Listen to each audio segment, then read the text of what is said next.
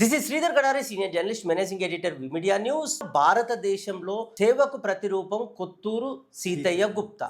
ఆయన చేసిన అనేక సామాజిక సేవా కార్యక్రమాలు గొప్పగా రాణించాయి. నాన్న గొప్పతనం ఏంటి, ఆయన చేసిన సేవా కార్యక్రమాలు ఏంటి, మనం వాసవి హాస్పిటల్ చైర్మన్ కొత్తూరు జయప్రకాష్ రామ్ గారు ఉన్నారు, ఆయన మాటల్లో విందాం.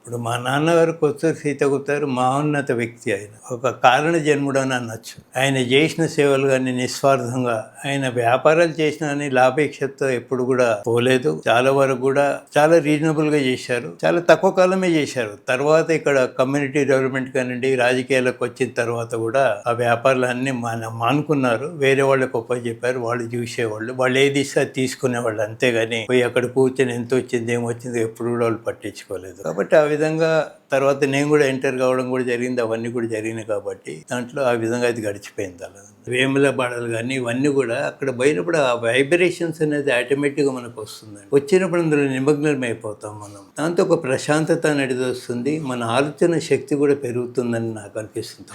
ఆలోచన శక్తిని మనం ఇంప్లిమెంట్ చేయడానికి ప్రయత్నం చేయాలి. చార్మినార్ భాగ్యలక్ష్మి టెంపుల్కి 4-5 సార్లు పోవడం జరిగింది. అప్పుడు మేము ఎక్కువ చంద్రాయణగుట్ట అని ఉండేది, అక్కడే పుట్టి పెరిగాము మేము. అట్లా సిటీకి వస్తున్నప్పుడు కూడా చార్మినార్ నుండి వచ్చేవాళ్ళు, వచ్చినప్పుడు దర్శనం చేసుకున్నాం, పిల్లలు ఉన్నప్పుడు కూడా దర్శనాలు చేసుకున్నాం, తర్వాత కూడా దర్శనాలు చేసుకున్నాం. చాలా గొప్ప గుడి అది. భద్రకాళి 1-2 సార్లు వెళ్ళడం జరిగింది. యాదగిరిగుట్ట కూడా సుమారు ఒక 5 సంవత్సరాల తర్వాత మొన్న పోవడం జరిగింది. చాలా ప్రశాంతంగా ఉందండి, ఒక అవకాశంగా భావించాలి. ఓ మాన్యుమెంట్ అది.